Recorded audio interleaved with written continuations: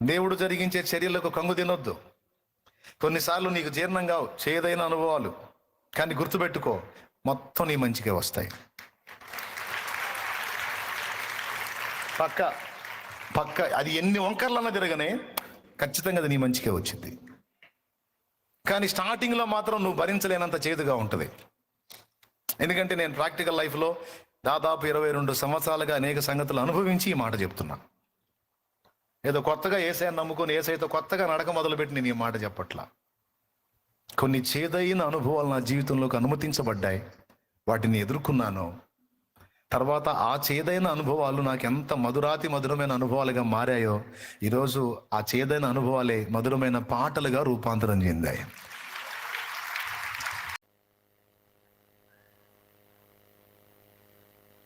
శ్రమల్లో ఉన్న ఒక సోదరి దేవునికి ఇలా ప్రార్థన చేసిద్దంట. శ్రమల్లో ఉన్న ఒక సోదరి దేవునికి ఇలా ప్రార్థన చేసిద్దంట. సోదరుడి చేత శోధించబడుతున్నటువంటి సోదరి దేవునికి ఇలా ప్రార్థన చేసిద్దంట. ఏమన్నా తెలుసా? ప్రభువా, నీ స్వాస్థ్యము బంధకాల్లో ఉంది, విడిపించుకో అని. ఏమన్నా అర్థమైందా మీకు? ప్రభువా, నీ స్వాస్థ్యము బంధకాల్లో ఉంది, విడిపించుకో. నీ ఇష్టం, నీకు అప్పచెప్పుకుంది నీ స్వాస్థ్యం. ఎవరు ఆ స్వాస్థ్యం? ఆమె. నువ్వు ప్రాణం పెట్టి కొనుక్కున్నావుగా నన్ను, నీ స్వాస్థ్యాన్నిగా నేను. ఇదిగో బంధకాల్లో ఉన్న, విడిపించుకోవాయా. నన్ను నేను విడిపించుకోవటం చేత కాదు, నన్ను విడిపించుటకు సమర్థుడవు నీవే.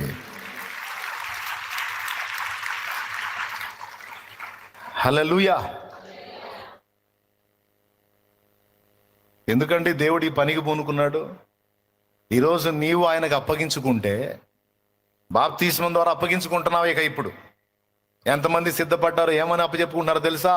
సృష్టికర్త, ఇక నా జీవితాన్ని నీ చేతికి అప్పగించుకుంటున్నాను. ఓ ప్రధాన శిల్పి, ఓ పరమ శిల్పి, శిల్పకారుడా నా యేసయ్యా, ఇదిగో నీ చేతికి అప్పగించుకుంటున్నా. ఇక నీ చిత్తము చొప్పున నన్ను నిర్మించు, నీ స్వాస్థ్యముగా నన్ను స్వీకరించు, నీ రాజ్యములో నాకింత చోటివు, నీ ఆలయములో ఒక రాతి వలె నన్ను నిలుపు. నఖముఖాల చెక్కుతావా, లేకపోతే స్తంభంగా చెక్కుతావా? నన్ను ఎలా చెక్కాలనుకుంటున్నావో, నాకు ఏ షేప్ ఇవ్వాలనుకుంటున్నావో, ఇక నీ ఇష్టము. నేనైతే ఈరోజు హృదయపూర్వకంగా నన్ను నేను అప్పగించుకుంటున్నా. లోకాన్ని విడిచిపెట్టా, నాకు వద్దనుకుంటున్నా, నీ దగ్గరకు వచ్చా.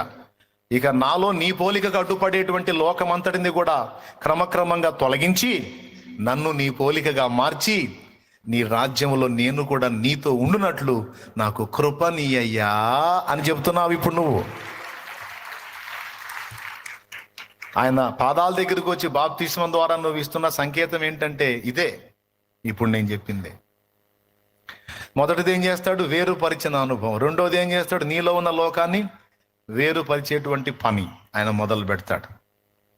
దీనికోసం ఈ వేరుపరిచేటువంటి ప్రక్రియలో లోకం నుంచి నేను వేరుపరిచేటప్పుడు కొన్ని గాయాలు కలుగుతాయి.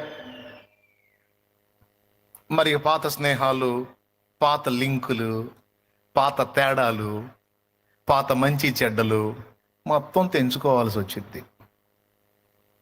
మరి ఎప్పటి నుంచో ఏర్పడ్డ లింకులు తెంచేసుకోవాలంటే ప్రాణం విలవిలలాడుతుంటుంది. విలవిల్లాడినా గిలగిల కొట్టుకున్నా నేను కావాలి అంటే ఆ లింకులు నువ్వు తెంచేసుకోవాలి అంటాడు. ఆ లింకులు తెంచుకొని వస్తేనే నేను నీ మీద పని మొదలు పెడతా. ఎందుకంటే ఇదిగో నేను నిన్ను మార్క్ చేస్తున్నాను, నిన్ను కోరుకొని ఉన్నాను. దా. మరి ఇప్పుడు ఆ పాత స్నేహాలు, పాత సహవాసాలు, పాత లింకులు మరి తెంచుకునేటప్పుడు కొంచెం బాధేగా. కొంతమంది బంధువులు ఒప్పుకోరు, కొంతమంది కులపోళ్ళు ఒప్పుకోరు, మతపోళ్ళు ఒప్పుకోరు. నువ్వు పోయి యేసు ప్రభులో కలుస్తున్నావు, నువ్వు సస్తే కబరస్థానంలోకి రానివ్వం, నువ్వు సస్తే నీకు మంచం ఇవ్వం. ఏది పాడా మోసుకుపోయేది అది కొంతమంది బెదిరిస్తారు. కొంతమందికి అదొక బాధ. కొంతమందికి ఏమో మా కులంలో నుంచి నిన్ను వేలేస్తాం, పోయి అందులో కలిసేవి ఏందని కొంతమంది ఈ బెదిరింపులు. కొంతమంది బంధువులేమో ఇక అందులో పోయి కలుస్తున్నావు కాబట్టి ఇక మా కార్యక్రమాలకు వేటికి మేము పిలవం, నీ దానికి కూడా మేము రాము అని ముఖం మీదే చెప్పేస్తారు. మరి ఈ లింకులు, కొన్ని అక్రమ సంబంధాలు లింకులు ఉంటాయి. కొన్ని అక్రమ సంబంధాలు లింకులు ఉంటాయి. నువ్వు బాప్తీసం పొంది మరి ఇక నువ్వు దేవుని మనిషి అయితే మరి నా సంగతి ఏంటంటే పోయి వాగులో దూకు, లేకపోతే ఒడ్డు కింద పడరా, దరిద్రుడా, సైతానోడా, ఇంకెందుకురా.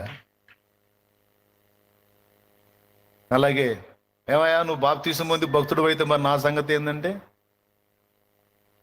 ఎట్లనో నీ సావు నువ్వు సావు, ఇక అయిపోయింది. ఇక నేను నా దేవుడు, ఇక నేను నా ప్రభు, ఇక నాకే లింకులొద్దు, ఏ పెంకులొద్దు. నాకు యేసు కావాలి, నాకు యేసు కావాలి. ఆయన నన్ను మార్క్ చేశాడు, ఆయన నన్ను పిలుస్తున్నాడు. నాకు యేసు కావాలి, యేసు నన్ను పిలుస్తున్నాడు, నేను యేసుతో కూడా ఉండాలి. నేను ఉండలేని పాపంలో, నా వల్ల కాదు అని తెంచేసుకొని రావాలి. కాబట్టి కులపు లింకులు, మతపు లింకులు, బంధుత్వపు లింకులు, అనుబంధాల లింకులు. మమ్మీ నువ్వు బాప్తీసం పొందితే మా సంగతి ఏంటి మమ్మీ, మీ సంగతి ఏంటి, వెర్రి మోకాలారు, మీరు కూడా పొందాలి బాప్తీసం, లేకపోతే పోతారు మొత్తం పాతాళానికి అని చెప్తే, నువ్వు పొందితే పొందు, మా వల్ల కాదు అంటారు. అంతేకాదు మా కార్యక్రమాలకి వేటికి కూడా ఇక నువ్వు చేసే ఛాన్స్ లేదు, 7 సార్లు పోండి. నాకు ఆయన కావాలి. ఈ లింకులన్నీ తెంచుకోవాలంటే బాధేగా మరి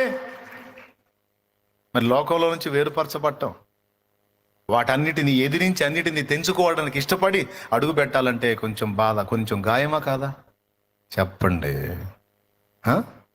అన్ని గాయాల కంటే పెద్ద గాయాలు అక్రమ సంబంధాలు, లింకులు తెంచుకోవటం అసలు మామూలు బాధ కాదు. అయినా సరే వదిలేయాలంటాడు ఆయన. నేను కావాలా, కట్ చేయి. దేవునికి స్తోత్రం.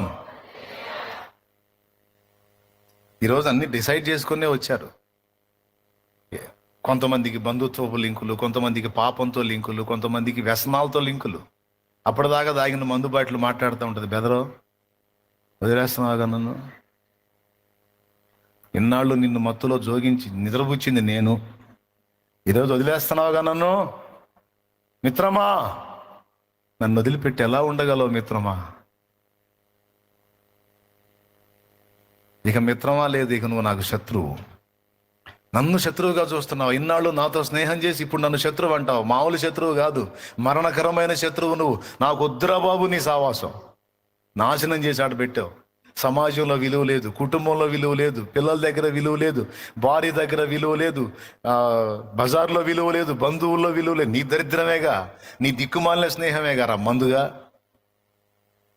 అరే మందుగా, నీ దరిద్రపు స్నేహమే కదరా ఎక్కడ నాకు విలువ లేకుండా చేసింది.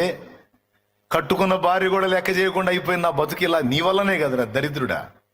నువ్వెట్లా మిత్రువు అవుతావురా నాకు శత్రువు అయితే? నువ్వు నాకు ఇంతవరకు తెలీదు. ఇప్పుడు నాకు ప్రభు కళ్ళు తెరిచాడు కాబట్టి నువ్వేందో నాకు అర్థమైంది. నువ్వు నాకు ఘోరమైన శత్రువు, నాకు వద్దు నీతో సావాసం, పో. మిత్రమా, పోతే పోయావు కానీ అప్పుడప్పుడన్నా పలకరిస్తావా? పొరపాటును కూడా నేను పని చేయను దరిద్రుడా. చూస్తా మిత్రమా, నువ్వు రాకుండా ఎన్ని రోజులు ఉంటావో చూస్తా. నీలాంటి వాళ్ళు చాలా మంది ప్రగల్భాలు పలికిపోయారు, మళ్ళా నా దగ్గరికే వచ్చారు. ఒరే దరిద్రుడా, నేను నా మీద ఆధారపడిపోవటల్లా, నేను నమ్మిన వాణిని ఎరుగుదును, సిగ్గుపడనెన్నడు. నేను నమ్మిన వాణిని ఎరుగుదును, సిగ్గుపడనెన్నడు, సిగ్గుపడనెన్నడు. నన్ను బలపరచువాని యందే సమస్తము నే చేయగలను. నన్ను బలపరచువాని యందే సమస్తము నే చేయగలను. దేవునికి మహిమ. ఈ లింకులన్నీ తెంచుకొని వాటికి బై బై చెప్పి ఇక దేవుని వైపు మళ్ళుకోవటం మారు మనస్సు. అదే మారు మనస్సు. పాప లోకమునకు, పాప సంబంధమైన వ్యక్తులకు, పాప సంబంధమైన భక్తి మూలాలకు ముగింపు చెప్పేసి వీపు తిప్పి ముఖము దేవుని తట్టు తిప్పుటయే మారు మనస్సు. ఈరోజు అలా సిద్ధపడే వచ్చారా, మళ్ళా వెనక చూపులతో వచ్చారా? సిద్ధపడే వచ్చారా? ఎంతమంది సిద్ధపడి వచ్చారో? ఇక వీపు తిప్పేసామన్నా ఇంకటి తిరిగేది లేదు. దేవునికి మహిమ కలుగును గాక. ముఖం ఎడి తిప్పారు? లోకం వైపా?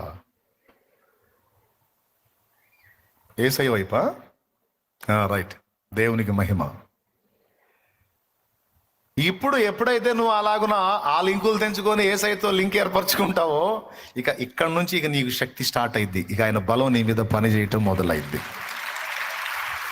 నేను ఒక్కటే ఒక మాట చెప్తా ఈరోజు, మీకు శుభవార్తలాగా చెప్తా. ఏంటంటే, ఆయన చేతికి మిమ్మును మీరు సజీవ యాగంగా అప్పగించుకోండి. యేసయ్యతో చెప్పండి, నేను నిలబడతాను, నేను గెలుస్తాను అనే ధైర్యంతో నేను రావట్లేదు, కానీ నన్ను నేను నీకు అప్పగించుకుంటే నువ్వే నన్ను ఒడ్డుకు చేరుస్తావు అన్న విశ్వాసంతో వస్తున్నాను. ఏ విశ్వాసంతో? నువ్వే నన్ను నా జీవిత యాత్రలో ఎన్నో తుఫానులు, నా జీవిత యాత్రలో ఎన్నో తుఫానులు, అయినా నా యేసు నా పక్షమయ్యుండగా,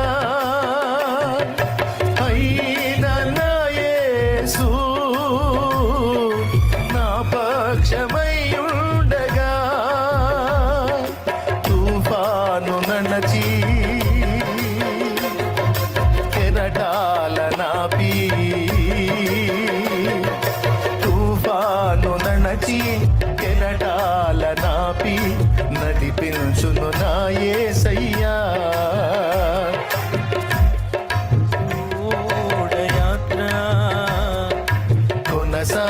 కొనసాగుచున్నది నా విశ్వాసవోడ యాత్ర, కొనసాగుచున్నది. ఈరోజు మొదలు పెడుతున్నావు నీ విశ్వాస యాత్ర. ఈ రోజు స్టార్ట్ అవుతుంది. డేట్ రాసుకొని పెట్టుకో. దేవునికి మహిమ. యేసయ్య చేతికి నిన్ను నువ్వు అప్పగించుకుంటున్నావు. అప్పగించుకో. నన్ను నువ్వే లోబరుచుకో ప్రభువా. నాలో నీ షేపుకి, నీ ఆకారానికి అడ్డుగా ఉన్న వాటినన్నిటిని నువ్వే చెక్కి పడవై నీ పోలికగా నన్ను మార్చమని నా ప్రభువా, నన్ను నేను నీకు అప్పగించుకుంటున్నా. నీ రక్తముతో నన్ను కడిగి పరిశుద్ధపరచు. నాలో నీ పోలికగా అడ్డుగా ఉన్న లోకమంతటిని కూడా తొలగించి చెక్కి పడై. నన్ను చెక్కుకోవటం నా చేత కదా. ఏ శిల్ల అయినా దాన్ని శిల్పంగా చెక్కుకోగలిగిద్దా? కానీ హాస్యం చెప్పనా, మనం ట్రై చేస్తాం అట్లా. మనల్ని మనమే చెక్కుకోవడానికి ట్రై చేస్తాం. నేను అలా ట్రై చేసిన ప్రతిసారి మొహం పగలగొట్టుకొని, ఎందుకంటే నన్ను నేనే చెక్కుకొనుట సాధ్యపడదు, నన్ను చెక్కవలసిన పరమశిల్పి నా యేసయ్య అని గుర్తుపట్టా. అందుకే ఆయన చేతికి అప్పగించుకున్నా. ఈరోజు కూడా సభాముఖంగా అదే నేను చేసుకుంటున్నా. నీ చేతికే నన్ను అప్పగించుకుంటున్నాను. మళ్ళొక్కసారి పునః ప్రతిష్టలాగా మళ్ళొక్కసారి ఆయనకి అప్పగించుకుంటున్నా. నీ చేతికి అప్పగించుకుంటున్నా. నన్ను నీ వలె, నీ పోలికగా మార్చు ప్రభువా అని. నాలో ఫలింపని ప్రతి తీగను తొలగించి పడవేయి ప్రభువా. నాలో నీ ఆకారానికి అడ్డుగా ఉన్న ప్రతి దుర్లక్షణం తొలగిపోవాలి యేసునామములో. నాలో ఏ కోశాన ఉన్న లోకమైన యేసునామములో అది తొలగిపోవాలంతే. అలాగా నా ప్రభు చేతికి నన్ను నేను అప్పగించుకుంటా ఉన్నా. ఈరోజు నువ్వు కూడా అప్పగించుకోవాలి. ఫస్ట్ ఏం అప్పచెప్పుకోవాలి? మనల్ని మనం అప్పచెప్పుకోవాలి. ఏమని అప్పచెప్పుకోవాలి? లోకంలో నుంచి వేరుపరిచేవయ్యా, ఇక నాలో ఉన్న లోకాన్ని వేరుపరచు. దానికి టైం తీసుకుంటుంది. టైం తీసుకోవచ్చు. క్రమక్రమంగా నీకు అర్థం కాదు. ఒక్కొక్కసారి వింతగా ఉంటుంది. నేను ప్రభువులోకి వచ్చాను, ప్రభువులోకి వచ్చి కూడా ఏంది కొన్ని లక్షణాలు నాలో మారలేదే, నాలో కొన్ని బలహీనతలు పోలేదే, నాలో కోపం అంతే ఉంది, తొందరపాటు అంతే ఉంది, మూర్ఖ స్వభావం అంతే ఉంది, మొండితనం అంతే ఉంది, నాలో కొన్ని పనికిమాలిన లక్షణాలు అంతే ఉన్నాయి. అసలు దేవుడు ఒప్పుకున్నాడా నన్ను? అసలు దేవుడికి ఇష్టంగానే ఉన్నానా? అసలు నాలో ఏమన్నా పని జరిగిందా, సంవత్సరాలు అయితే గడిచిపోయినాయి కానీ నేను అలానే ఉన్నాను అనే డౌట్ కొన్నిసార్లు మనల్ని చూసుకున్నప్పుడు మనకు వచ్చింది. మీలో ఎవరికన్నా వచ్చిందా? వస్తే చేయొద్దండి. నాకు కూడా చాలాసార్లు వచ్చింది. దేవునికి స్తోత్రం కలుగునుగా. పెద్దగా చెప్పండి. మరి ఇప్పుడు దీనికి సమాధానం ఏంటి? ఒకటైతే నిజం, దాన్ని బట్టి మనం దేవుని మహింపరచుకోవచ్చు. గతంలో లోకంలో ఉన్నప్పుడున్న అన్ని లక్షణాలు అయితే ఇప్పుడు లేవు. ఆ లోకంలో ఉన్నప్పుడు ఉన్న దరిద్రాలు అన్నీ ఉన్నాయి చూడు, చాలా దరిద్రాలు, అవి మొత్తం అయితే ఇప్పుడు లేవు. ఎక్కడో అరాకొర 1-2 ఊగులాడుతున్నాయి, తిప్పలు పడతా ఉన్నాయి. దాదాపు చాలా వరకు దుళ్ళగొట్టబడింది, వెళ్ళగొట్టబడింది. ఇది ఒప్పుకుంటారా? ఇది ఎలా జరిగిందో తెలుసా? ఆయన నీలో చేసిన చక్కటి పని ప్రభావమే, పరిశుద్ధాత్మ కార్యమే. చాలా విషయాల్లో నువ్వు అధిగమించావు.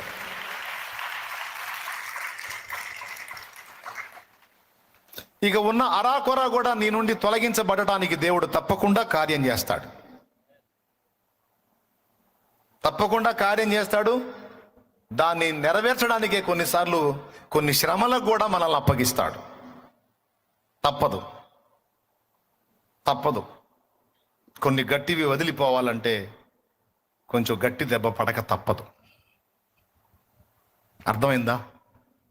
గట్టి దెబ్బ పడ్డప్పుడు గట్టి బాధ కలిగిద్ది, కానీ తప్పదు. ఈ దెబ్బలన్నీ గుర్తుపెట్టుకో, శ్రమలు అని మర్చిపోవద్దు. స్పాంజి తీసుకొని రుద్దడు శిల్పి, శిల మీద స్పాంజి తీసుకొని, మెత్తటి స్పాంజి, ఏమి ఇబ్బంది పడవాకమ్మా, ఏమి ఇబ్బంది పడవాక అని ఏమన్నా మెత్తగా రుద్దుతాడా? ఏం లేదు, పాడమే సుత్యావులు టప టప టప టప టప టప కొడతా. మన ప్రధాన శిల్పి కూడా అలాగే చేస్తాడు. నువ్వు అయ్యో అనలేదు, వామ్మో అనలేదు, దేవుడు అనలేదు, ఏసయ్యో అనలేదు, ఏసైనే కొడుతున్నా నోరు మూసుకు అంటాడు. ఈ మాట నేను కాదు, అపోస్తలుడైన పేతురు చెప్పాడు. ఒకసారి చూడండి, పేతురు రాసినటువంటి పత్రిక,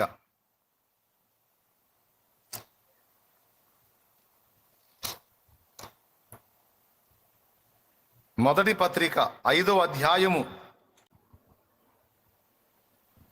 10వ వచనం. తన నిత్య మహిమకు క్రీస్తునందు మిమ్మును పిలిచిన సర్వకృపానిధియగు దేవుడు కొంచెము కాలము మీరు శ్రమపడిన పిమ్మట తానే మిమ్మును పూర్ణులుగా చేసి స్థిరపరచి బలపరచును. ఆ మాటను గురించి ఎప్పుడైనా ఆలోచించారా? తానే మిమ్ములను పూర్ణులుగా చేసి స్థిరపరిచి బలపరచును. ఆ మాటలు 3 చూడండి. తానే అనేది ఒకటి, మిమ్ములను పూర్ణులుగా చేసి 2 స్థిరపరచి 3 బలపరచును. తానే అనుందా లేకపోతే మీరే అనుందా? తానే, ఆయనే చేయాలట ఆ పని. ఎందుకు? నిత్య మహిమకు పిలిచింది ఆయనే. పిలిచిన వాడు సంపూర్ణులుగా మనల్ని చేయాల్సింది కూడా. నీ నిత్య మహిమకు పిలచితివా, నీ స్వాస్థ్యముగా నన్ను మార్చితివా. నీ నిత్య మహిమకు పిలచితివా, నీ స్వాస్థ్యముగా నన్ను మార్చితివా. ఆత్మాభిషేకముతో స్థిరపరచిన ఆరాధ్యుడా నిన్నే ఘనపరతును. ఆత్మాభిషేకముతో స్థిరపరచిన ఆరాధ్యుడా నిన్నే ఘనపరతును. యేసయ్యా నీ కృపా నన్ను అమరత్వానికే అర్హునిగా మార్చు. యేసయ్యా నీ కృపా అర్హునిగా మార్చెను. యేసయ్యా నీ కృపా, యేసయ్యా నీ కృపా. దేవునికి మహిమ. ప్రియమైన బిడ్డలారా, ప్రతిరోజు శిల్పికి తన్ను తాను అప్పగించుకున్నట్టు ప్రతిరోజు మన సృష్టికర్త అయిన ప్రభువుకి మనల్ని మనం అప్పగించుకొనుట అనేది మర్చిపోకూడదు. ప్రభువా, ఇదిగో నీ చేతుల్లో ఉన్నాను, నీ చిత్తము చొప్పున నన్ను మలచు తండ్రి, నన్ను విసర్జించొద్దు, నన్ను విసిరేయొద్దు నాయన. సారె మీద మట్టి ముద్ద వలె మనల్ని మనం ఆయనకి అప్పగించుకోవాలి. అప్పుడు పరమ కుమ్మరి వ్రేళ్లు మనల్ని నిర్మిస్తాయి. ఏ మట్టి ముద్ద కూడా తనను తాను ఒక కుండగా తీర్చిదిద్దుకోలేదు. ఏ శిల కూడా తనను ఒక శిల్పంగా తీర్చిదిద్దుకోలేదు. శిల్పం కావాలంటే శిల్పి పని చేయాలి, శిల్పి చేతులు పని చేయాలి. మట్టి ముద్ద కుండగా పాత్రగా మారాలంటే కుమ్మరి వేళ్ళు దాని మీద పనిచేయాలి. మనకున్న ప్రధాన శిల్పి పరమ శిల్పి యేసయ్య, మనకున్న పరమ కుమ్మరి. మళ్ళా పాట నా వచ్చు కాబట్టి ఇంక అవసరం లేదు. దేవునికి స్తోత్రం, హల్లెలూయా. నీకు రాని పాటలా ఏమండి? నీకిష్టమైన పాత్రను చేయ నన్ను విసిరేయక సారెపై ఉంచావా. నీకిష్టమైన పాత్రను చేయ నన్ను విసిరేయక సారెపై ఉంచావా. జ్యోతిర్మయుడా, నా ప్రాణ ప్రియుడా, స్తుతి మహిమలు నీకే. నా ఆత్మలో అనుక్షణం, నా ఆత్మలో అనుక్షణం నా అతిశయము నీవే, నా ఆనందము నీవే, నా ఆరాధన నీవే, నా అతిశయము నీవే, నా ఆనందము నీవే, నా ఆరాధన నీవే. జ్యోతిర్మయుడా, నా ప్రాణ ప్రియుడా, స్తుతి మహిమలు నీకే. దేవునికి స్తోత్రం కలుగును గాక. నీ మనసుకు నీకు అనిపించవచ్చు నేను ఒక ముళ్ళ గుట్టలాగున్నానని. ఏందో ఆయన నన్ను పిలిచాడు, రక్తంలో గడిగాడు, ఇక్కడ కూర్చోబెట్టాడు. నా వ్యవహారం అంతా ఏమో అంత దురదగొండి వ్యవహారం, ముళ్ళ తుప్పల వ్యవహారం లాగుంది తప్ప నా దగ్గర ఏం వైనం కనపట్టల్లా అనే డౌట్ నీకు ఇప్పటికీ రక్షణలోకి వచ్చిన వాళ్ళకి వచ్చి ఉండొచ్చు, లేదా రక్షణ పొందబోయే వాళ్ళకి తర్వాత రావచ్చు. అందుకే ముందే చెప్తున్నా సమాధానం, డోంట్ వరీ. దురదగొండిలాగా నీలో ఉన్న ముళ్ళ తుప్పలాగా నువ్వు ఉన్నా గుర్తుపెట్టుకో, నా దేవుడు ఎలాంటి కార్యాలు చేస్తాడో తెలుసా? అవసరమైతే అందమైన పూలు నీలో నుండి పూసేటట్టు చేస్తాడు, లేకపోతే పూలని తెచ్చి నీకు అంటైనా కడతాడు. అంటు కట్టడం తెలుసా మీకు? ఎప్పుడన్నా తెలుసా మీకు అంటు కట్టడం? ముళ్ళ తుప్పలాగే నువ్వు ఉండొచ్చు, కొమ్మల్ని కట్ చేసి గులాబీ పూల మొగ్గల కొమ్మలు ఉన్నాయి చూడు, వాటిని తీసుకొచ్చి నీకు దాన్ని జాయిన్ చేసి అంటు కట్టినప్పుడు ఇక నీలో నుండి వెల్లడయ్యే సారం దానిలోనికి వెళ్ళి ఆ మొగ్గ పుష్పిస్తుంది, పుష్పం అవుతుంది. పూపిస్తాడండి ఎలాగైనా, నీకెందుకు? ఇంకేంది నీకు? ఎట్లా పూపిస్తాడని డౌట్లు దేవుని దగ్గర ఏవాకు. మనుషులకే సాధ్యమైనప్పుడు ఆయన కాదు అయింది. ఒకసారి ఓ మామిడి చెట్టు చూశాను నేను. మామిడి చెట్టు వింత, ఒకటే చెట్టు, దానికి బంగినపల్లి కాయలు కాసినాయి, చిత్తూరు మామిడికాయలు కాసినాయి, రసాలు కాసినాయి. ఒక చెట్టుకి ఇన్ని కాస్తాయా? ఎప్పుడన్నా చూసారా మీరు? పెద్ద రసాలు కాసినాయి, చిన్న రసాలు కాసినాయి. ఎట్లా సాధ్యం? ఒక చెట్టు ఏదన్నా ఉంటే చిత్తూరు మామిడి టైప్ ఒకటి ఉంటుంది, దాన్ని కలెక్టర్లు అంటారు. మామిడికాయల భాష ఒకటి ఉందిలే, కలెక్టర్లు అంటే చిత్తూరు మామిడికాయలు. మనం చిత్తూరు మామిడికాయ అంటాం కదా, కలెక్టర్లు అంటారు. పెద్ద రసాలు, చిన్న రసాలు, బంగినపల్లి వస్తున్నాయి. ఎండాకాలం వస్తుంది ఇక. దేవునికి స్తోత్రం. ఆ మామిడికాయలు ఎట్లా ఒక చెట్టుకి అన్ని కాసినాయంటే తెలుసా మీకు? ఆ చెట్టు కొమ్మల్ని కట్ చేసి ఒక కొమ్మకేమో చిత్తూరు మామిడికాయలు కాసి ఆ కొమ్మని తీసుకొచ్చి లింకు చేసి ప్లాస్టర్ వేసేసాడు. కొద్ది రోజులకి ఇక అవి రెండు అతుక్కుపోయినాయి. ఇప్పుడు సారం ఈ మొదల నుంచి వెళ్తుంది, కానీ కాయము కొమ్మ ఏ కొమ్మ అది? చిత్తూరు మామిడికాయలు కాసే కొమ్మ, అది తీసుకొచ్చి లింకు చేశాడు. ఇప్పుడు ఆ కాయలు వస్తున్నాయి ఆ కొమ్మ నుంచి. ఇంకో కొమ్మకి ఏం చేశాడు తెలుసు? బంగినపల్లి కొమ్మను తీసుకొచ్చి లింకు చేశాడు, అంటుకట్టాడు. ఇప్పుడు దీనిలో నుండి వెళ్ళిన సారం దానిలోంచి బంగినపల్లి కాయలు వచ్చేటట్టు చేసి, ఇంకో కొమ్మకి ఏం చేశాడు? పెద్ద రసాలు వచ్చి, పెద్ద రసాలు అంటే ఈ సైజు ఉంటాయి పెద్ద రసాలు, ఒకదాన్ని కొమ్మను తీసుకొచ్చి దాన్ని ఆ పెద్ద రసాల కొమ్మను తెచ్చి దీనికి అంటు కట్టాడు. ఇప్పుడు ఆ కొమ్మ నుంచి ఆ కాయలు వస్తున్నాయి. సారం మళ్ళా ఇదే. ఇంకొక దానికి ఏం చేశాడు? చిన్న రసాలు అంటు కట్టాడు. ఇప్పుడు దాని నుంచి చిన్న రసాలు కాస్తున్నాయి 4. ఇంకొక దానికి ఏం చేశాడు తెలుసా? ముంత మామిడి ఉంటుందే, ముంత మామిడి, దాన్ని తీసుకొచ్చి అంటు కట్టాడు. దానికి ఆ కాయలు వస్తున్నాయి. ఇట్లాంటి ప్రయోగాలు చేస్తుంటారు తోటలోళ్ళు. నీకు డౌట్ ఉంటే కనుక్కోండి పోయి. మళ్ళీ పాట. నీ తోటలోని ద్రాక్షవల్లితో, అది దేవునికి స్తోత్రం కలుగును గాక. హల్లెలూయా. మనల్ని యేసుతో అంటు కట్టాడు. సారం యేసు, ఫలాలు కూడా యేసు నుంచి వచ్చే మనకు వస్తాయి. యేసు యొక్క సారమును బట్టి మనకు ఫలాలు వస్తాయి. ఆ ఫలింపు ఆయనే చూసుకుంటాడు. నువ్వు చేయాల్సింది ఏంటంటే ఆయనకు అప్పగించుకోవాలి, ఆయనను విశ్వసించాలి.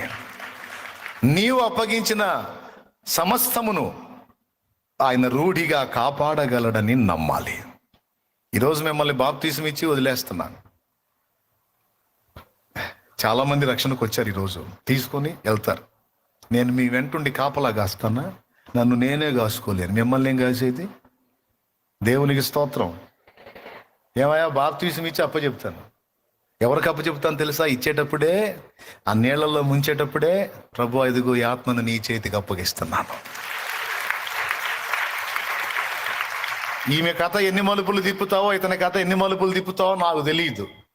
ఒక్కటి మాత్రం చేయి, నిత్య జీవ గమ్యానికి ఈ బిడ్డను చేర్చు, నీ రాజ్యములో కనపడేటట్టు చెయ్యి.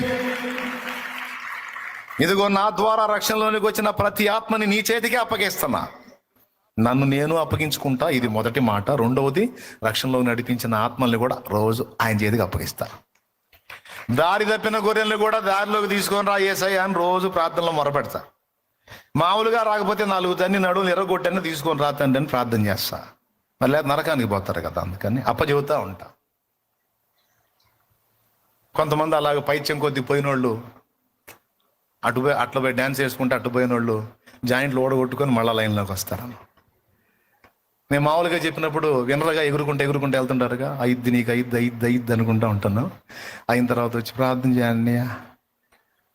చేయండి ఏమైందమ్మా? నడుము తిరిగి అన్నయ్య.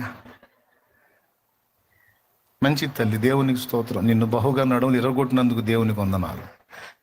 నీ జాయింట్లు తీసినందుకు దేవునికి స్తోత్రం. లేకపోతే నువ్వు మామూలుగా ఊరేగావమ్మా, మామూలుగా విన్నావన్నమాట. తప్పదు. దేవునికి మహిమ కలుగును గాక.